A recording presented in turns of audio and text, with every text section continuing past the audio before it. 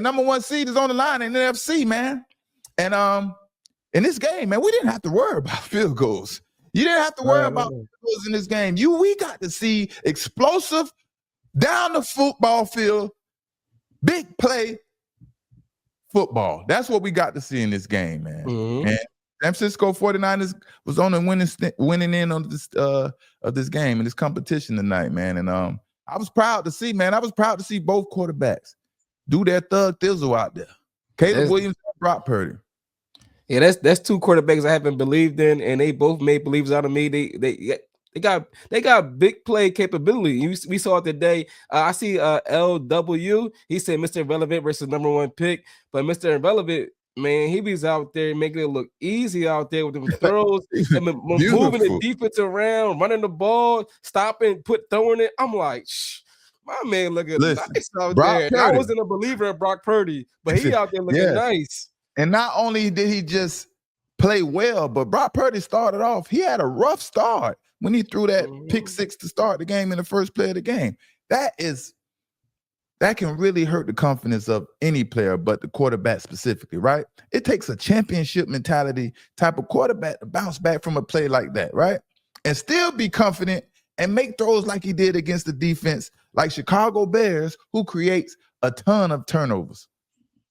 Brock Purdy stepped up. The problem was on the first play of the game was Brock Purdy chose the wrong matchup. He chose the wrong matchup to go to. You know, he was supposed to look for the best matchup in the inside, maybe the tight end or the wide or the slot receiver, in order to beat cover 2 man, which is cover 5, whatever you like to call it. When the cornerbacks have help over the top. That's what coverage basically Jalen Johnson was in, right? Jalen Johnson had safety help over the top, which means he can be aggressive and go get the football. He can break on any sudden move that the wide receiver makes because he has safety help over the top. And all in all, Jalen Johnson was really supposed to pick that ball off instead of letting his teammate get the benefits of his great play, you know what I mean? And him breaking on the ball. But that was a good play. That was a good play. You know what I mean? Right. But Brock Purdy, man, he showed up. He showed up in a big way. And I think Mr. Cam Newton, man, Mr. Cam Newton's quiet out there. Mr. Cam Newton, we must hear from Mr. Cam Newton. Make sure y'all hit up Mr. Cam Newton. We want to hear from Cam Newton. We have to hear his new assessment on Brock Purdy. Come on now. It's okay to be wrong. It's okay to misjudge somebody. It's okay. It's okay. We all do it. It's just you have to step up to the plate when you're wrong about a situation and admit it. Mm-hmm. Did you see the athletic ability and playmaking ability Brock Purdy had out there tonight? Running the ball, making players miss, acting like he had the extra bone in his body. He's feeling good. He's feeling good doing it too. Brock Purdy feeling great about himself. Now, the one thing I will say, he doesn't have any swag. Brock Purdy, okay, he's a little swagless. He's trying, though. He's trying to fit in, and he's trying to be exciting and entertaining and all those things. But did you see him try to dance after he scored on that second touchdown? He wasn't sure what to do. What the heck was that? He was feeling himself, like you said. But he wasn't sure, though. He was like, oh, should I? Bro, Brock Purdy either doesn't have any rhythm or he was just trying to hurry up and celebrate, and that caused him to look rhythmless or something like that. Man, because he looked at like, okay, it's my turn. I'm here. I got to make something happen. I've been practicing this thing. And he hurried up and he was off. It surprised him. It jumped on him fast, man. Man, Brock Purdy is a dog, man. I don't know what narrative they're trying to create about Brock Purdy. They can say whatever they want about Brock Purdy. Did you see how hard he fought for his team, running the football, making plays? Man, Brock Purdy got it, man. He has it, man. Yeah, man. I ain't gonna lie, man. I was like, yeah, he's the man. All these years I've been like, oh, it's only because the team he got around him, just like today. Like his number one receiver, George Kittle. He ain't play today. He was still out there making plays, man. That one play he's running to the left. He's about to run. He stopped and threw it to Kyle Juszczyk in the back of the end zone. I'm like, man, Brock Purdy had them confused out there. He the man. Brock Purdy, man. Brock Purdy is making plays, man. Looking really good, man. Looking like they a San Francisco. They punted one time in like the past 2 Steve months. Young, Joe Montana, San Francisco type of quarterback. Actually, man, that's what he actually is looking like. You know. But on the other hand, Caleb Williams. Okay, Caleb Williams. Let's give him his credit. Give him his just due. No more speculating. No more guessing. Caleb Williams is the real deal. He is the real deal. But at the same time, Caleb Williams needs to make more situational plays count. He missed too many opportunities, too many big-time opportunities in crucial parts of the game, right? That's what Caleb Williams needs to work on. You know what I mean? And it's just a mental thing, staying focused, staying in tune into the game for 60 minutes. It's hard, man. It's hard playing football for 60 minutes. You understand? And that's the difference in championship quarterbacks and just quarterbacks who play the game and win football games. It's a big difference. It's a big difference. When the game is on the line and everyone and their mama know it's a pass and your team needs a score. This is the reason why we have Super Bowl winning quarterbacks and just quarterbacks that can play good games. Because when the game is on the line. Come on, man. Talk about it. Who is going to step up and deliver? You know, Caleb Williams had an opportunity to. He had a couple times, you know, a couple opportunities. He made some good plays and did some good things, and he didn't have luck on his side on every play. But at the same time, man, too many wide open opportunities for him to buckle under pressure. And that is what I saw from Aaron Rodgers out of his career, you know, a lot of the times. Pressure, the game's on the line, man. You gotta step up, man. You just gotta step up. At the end of the day, man. But I really want to hear from Cam Newton and see what he has to say about Brock Purdy, man, because man, Brock Purdy is looking fabulous out there. Yeah, Devin Duvernay coming across the middle. If Caleb Williams hit him, that's a touchdown. That's take the lead at the end of the game, honestly.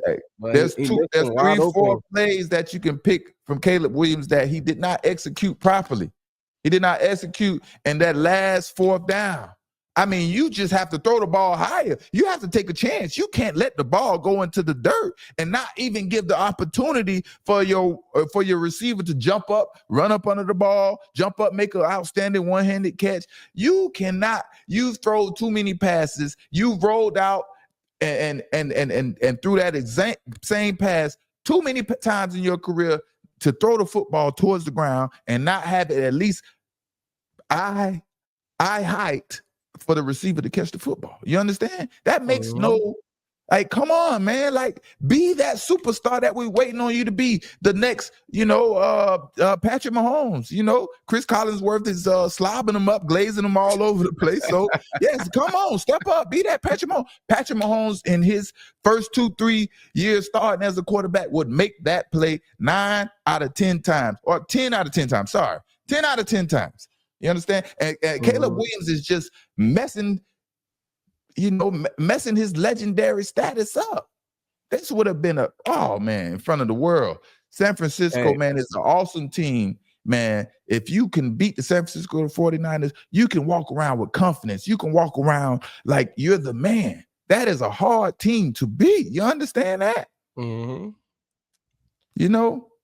But on the other hand, you know, we're getting on Caleb Williams because he didn't win the game, right? And that's what he's supposed to do. He had the opportunity to win the game. But I love how Caleb Williams executed on that free play they had when the Niners jumped off sides as well, right? You know, he took his time on that play. Like, something finally clicked in his head. Like, okay, this is a free play. This is my time. This is a free play. I remember going over this with my coach, Ben Johnson. You know, Caleb Williams, you know, when he saw San Francisco jump off sides, he moved the pocket.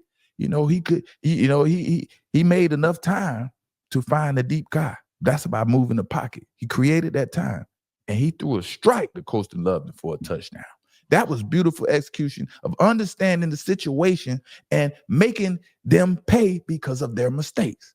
That play shows maturity from Caleb Williams, and I'm excited about seeing Caleb Williams in the future. Man, Caleb Williams was cooking out there tonight, but they get the victory. But he is the future.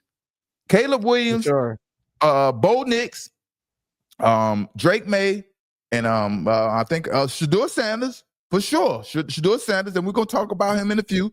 You know, these players are ready, man. They're ready to take the next step. They're ready to take the next step and be all they can be, baby. The new faces, the new faces of the NFL right there. The new face of the NFL, man. New face of the NFL. You know what I mean? And Chicago Bears, you know. Caleb Williams, you know, I'm trying to separate how good of a quarterback Caleb Williams is, or is he just that good because of his team? You understand? And tonight, you showed me that he's a really good quarterback. It's not just because of his team. Even though I think Chicago Bears, they created one turnover, right? They created one turnover, and that isn't what Caleb Williams is used to. So he had to do a lot of his own. He had to match. They had to match score for score. For sure. And on defense for the Chicago Bears, they let Christian McCaffrey have a field day. That was the turning point of events for this game. You know, they didn't key and they didn't stop Christian McCaffrey. When you're playing the San Francisco 49ers, you must take away Christian McCaffrey and Brock Purdy for that matter, you know, but Christian McCaffrey, especially on third down. Man, we seen that back-to-back weeks for San Francisco. We seen last week where Phillip Rivers put up 300 yards on San Francisco, but they're going back and forth, back and score. We got to see a team. Is it the 49ers offense that good that nobody can't stop them, or is it these defenses like I don't know what it is. What you think it is? Between weeks. Say that again. Between who? 49ers defense and what's that? No, what I'm saying is that the defense they're going against, or is it the 49ers offense is that good? Because back-to-back weeks, we've seen the opposite offense put up numbers. We seen last week, Phillip Rivers put up almost 300 yards. This week, Caleb Williams put up 300 yards going up and down the field scoring, but the 49ers still come out winners. Is it that the 49ers offense that good, or is it the defense is? I think it's a combination of good team football, right? And playing, like I said, situational football. One thing about 49ers, you have to understand, you have to get the football out of their hands. They want to grind your team, your defense out, grind and dig 3 yards here, 5 yards a pop here. You know what I mean? Christian McCaffrey worked the middle of the field and get 5 and 7 yards. And they want to just wear your team down. And that is the formula for success, you know. And they have so many weapons, so trying to not so many weapons, you know, but they have weapons, and Kyle Shanahan, he uses his weapons he uses everybody to the best of their abilities, basically, and use them to their strengths. And that I think is just a system that Kyle Shanahan orchestrated and put together, along with the right players in the right position to, you know, make the system go. And I think that's the difference with the San Francisco 49ers is just the overall effort that makes them who they are, and be able to score these points and at the same time, you know, stop teams from scoring all those points. The difference in this game with Caleb Williams, then, man, they played a lot of soft zone coverage, and it gave Caleb Williams a lot of time than probably he usually would have had, and that happened because Caleb Williams was striking on them early. You know, every time the San Francisco 49ers tried to blitz, he would hit him for a big play, and I think that discouraged the defensive coordinator to call any blitzes to try to throw Caleb Williams off his rhythm, off his path. But good game, man. I don't know, player of the game. Who gets the player of the game in this game? I have to give it to Brock Purdy. Brock Purdy, he showed up. He used his legs. He made all the right decisions. Yes, the game looked like it was about to be out of control from the first play of the game, knowing the Chicago Bears, their history, their history of this season, right? And what they have been doing, you know, so far this season, leading the NFL in turnovers. And it was looking like it wasn't going to be so sweet. So Brock Purdy, player of the game, man. Shout out to Brock Purdy. But Mr. Cam Newton, we need Cam Newton to check in. Brother, it's only fair for you to step up and have a word, have a few positive things to say about Brock Purdy, unless you still feel like you need to put a little stigma on Brock Purdy. Be my guest, but we want to hear from you. You know, that's just say what needs to be said over here. You know what I mean? Peace.